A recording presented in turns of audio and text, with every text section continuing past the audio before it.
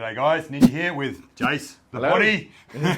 Billboards all around Melbourne with Jace. Ninja's put him up himself. You want to be like Jace, you want to do the work Jace does.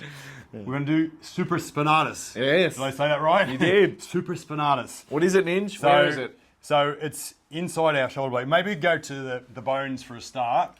So it sits through, put your finger through there, Jace. So it sits in. So it sits in here and runs out and connects into our shoulder, our glenohumeral joint. If our arm's coming up, you can see how it pinches. Pinch me, you bastard! It pinches So you in get- there. yeah. So you come around here, Leo. So if your shoulders are really tight, you can kind of see that tendon gets compressed. gets pinches in that gap. So just from the book, my favourite colouring book, which is coloured in supraspinatus. So you can see it goes through here and goes through the bone and attaches onto the side of that humerus, the arm bone. Another view of it here, coming through from the front view, I'd say that would be. Yep. And you're going to see how it kind of connects onto the bone here and there. So it's got a good surface here where we would approach it. So yeah, but also Jace was, the reason we thought of this video is Jace got a bit of a pinch there, and the side deltoid is also in that area. This one here. Yeah, so you can see that through there, that muscle there, the origin up in there is very similar kind of position to that supraspinatus tendon. So Alrighty. we're gonna maybe get you seated. Sit me down, Ninja. Yeah. All right. Sitting down. Do you want to maybe face the wall? Face the wall. Alrighty. Yeah. And so what I want to do is I'm going to feel for his bones. So in here, just there, I can kind of feel the side of that bone there. I got it? Yep. Yep. So yeah, so in a seated position, so we can kind of hit that supraspinatus, and I can really pin it. So what I want to do is really take my time in this initial connection. So we need to push through the superficial muscles because the supraspinatus isn't the surface. You've got other muscles. Traps. Go through the traps. And what do your traps do? These ones, if you're always shrugging your shoulders. Yeah, you don't know. You don't know. So The traps know. The upper if you don't traps. know. The upper traps, to be more specific. Oh. So just in there, I can feel there's a good spot on Jace. So he can kind of get involved. So when you're on the table, you're just not going to experience the same posture that you would experience when your shoulder is feeling pinched through here. So when we're doing this, Jace can actually move around a bit. He can kind of do some those front raises, some lateral raises, some rotations or whatever he kind of feels here in there. Yeah. I reckon that's really helping me engage with that tendon of that supra and really work into it. Oh, yeah. Yeah. Further you get out that way. Yeah. You can kind of feel. Yeah. I'm kind of going through that space. Just trying to get. So I'm really staying engaged with it. I don't have any wax, cream, oil on my thumb, and I'm just trying to really melt down that fascia. The fascia is the king, the connector of the whole body, electrochemical connector. It's the fabric of the body. Hydration system, and it's also our library. Our traumas and triumphs are stored in there. The body stores it. Body keeps the score. So in here. Yeah, it's onto new territory. Pretty red hot. Yeah. It's good though. So I'm going to fix this shoulder of yours, mate. Thanks, Ninj. Have me benching more in no time. Yeah. Oh. How's your bench tracking? I'm pretty similar to you. Probably Pretty similar? A little bit more experienced. Couple of kegs heavier? Yeah, we've been doing it for 9 months or 10 months now. Okay. So haven't done any bench in my life pretty much. So been doing it this year a little bit. Not every block of training we do. We usually do 6-7 week blocks. We're doing a 10-week block because we're going to test at the end of the year what we can do for deadlift, bench, and weighted pull-ups. And squats. Yeah. Yeah. Pull-ups. Oh, yeah. Squats, deads, Squats, pull-ups. deads, pull-ups. Yeah. Bench. We get them all. There's 4. 4 main moves. So I'm going to just try and go through here, Jace. Trying to feel for where your bones are. So I'm tracing. Give you a little. I'm on the. Wow, this bloke's so muscular. Kicks you out. Kicks me out. Oh, sorry, Ninj.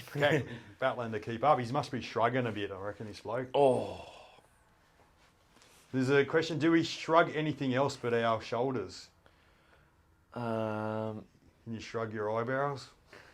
I don't think I'd... Isn't that when you're giving someone the look, Ninja? You give them the double eyebrow raise? Yeah, or one eyebrow. I can't do the one. Can you do the one? Don't know. Don't know? No, have to practice. Practice? Practice. You know what one of my bugs, Jace? What's your bugs? Is when people use, is it called acronyms? When they use letters for the starts of each of the words. And they're talking about a topic that you got no clue. And like, it's just like, fuck, just say the words. Or if it's text, just write the words down. I don't want to be fucking Googling everything. Googling acronyms? Yeah, it's just, I spend part Who of my life. Who said you knew acronyms in? I just see it a lot, just for different labels, behavioural labels, personality types, and like in our game too, we kind of do it a bit with like, ITB, TFL, things like that. Just say the fucking word. What's TFL then? TFL, top of your fucking leg. I mean, that makes so much more sense. It doesn't take that much more time to say what it is. That's the thing, isn't it? It's like people are like, I've got to save time. It's like, what for? It's three extra seconds. Yeah, not even. Yeah. It's not like we're handwriting everything anymore. It's like, if you're in a field that, a medical field or whatever it is, just say the word. Isn't it funny how abbreviation is such a long word? You're all over it today, Nin. You're on fire. And phonetics. I like that word too. Say things phonetically.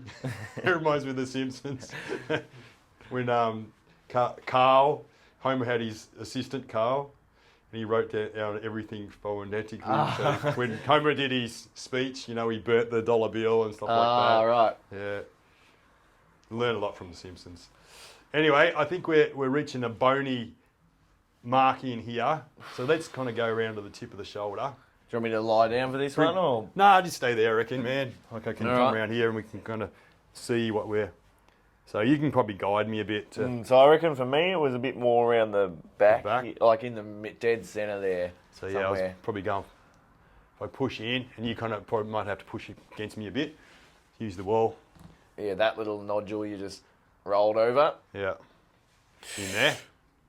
So I'm trying to push towards that arm bone. So when he kind of goes out sideways a bit. That way. Oh, there it is. Yeah, so we can really pinpoint it and kind of hit exactly where that, lesion is, that scar tissue, and try and create the space that might be closing up because it's getting starred up and hardened up because of an injury, trauma.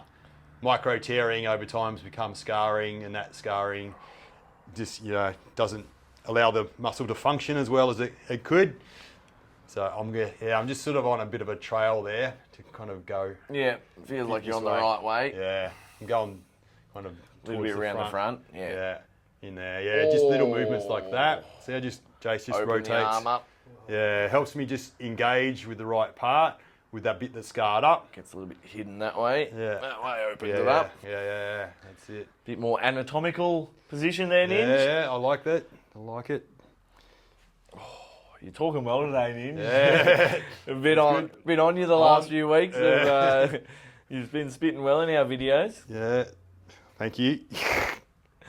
No pressure on you anymore? No, I just always say it's a good thing this is not a bloody... speech pronunciation channel. You might be in a bit of fluff and bubble. Maybe that's something you can start in. Ninja's speaking. I will. Oh. Ninjaisms. I'm just... How would they go with acronyms? Acronyms, Only ninjaisms pretty much acronyms of just... other words. Just combinations of different things, but people know what I mean. Don't they? That's the main thing. It's all about communication. So if you say an acronym and I don't know what it is, that's not good communication, is it? You're just talking to your covering peers. the big topics here today, Ninja. All over it. I'm going to come out of that. Oh. You can see where the red marks are.